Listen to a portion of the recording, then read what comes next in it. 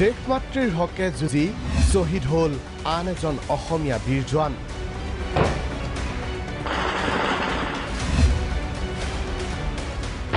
পাকিস্তানী সেনাৰ যুদ্ধবিৰতি উলংঘাৰ ফলত শুকুৰবাৰৰ পৰা অশান্ত হৈ পৰিছে ভাৰত-পাক সীমান্ত।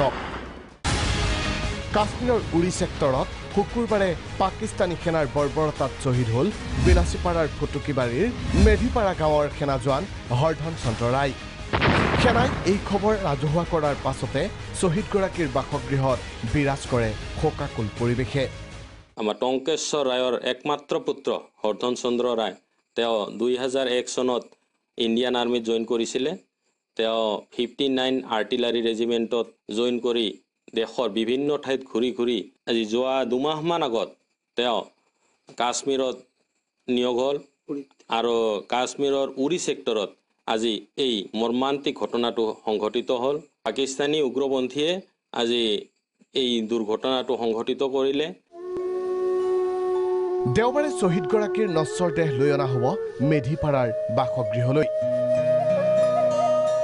ইতিমধ্যে মুখ্যমন্ত্ৰীৰ নিৰ্দেশত ৰাষ্ট্ৰীয় মৰ্যাদাৰে শেষকৃত্য সম্পন্ন কৰাৰ বাবে যোজা কৰিছে অসম চৰকাৰে। উল্লেখ্য যে 4 বছৰ পূৰ্বে বিবাহপাশত আবদ্ধ হোৱা শ্বহীদ হৰধনৰ আছে 2 বছৰীয়া এটি পুত্ৰ সন্তানো। শোকত ম্ৰিয়মান পত্নী পিতৃ-মাতৃৰ লগতে 3 ভগ্নীও। ওচৰ চুবুৰীয়া সকলোৰে চকুত চকুলো।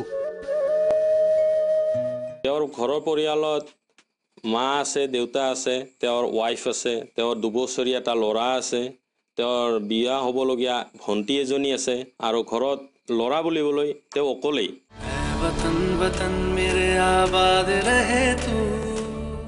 2001 চনত ভাৰতীয় সেনাবাহিনীৰ 59 আৰ্টিলাৰী ৰেজিমেণ্টত যোগদান কৰিছিল হৰধন চন্দ্ৰ ৰায়ে। 2 মাহ পূৰ্বে জম্মু কাশ্মীৰৰ উৰি ছেক্টৰত দেশমাতৃৰ ৰক্ষাৰ হকে নিয়োজিত হৈছিল বীৰ জোৱান হৰধন।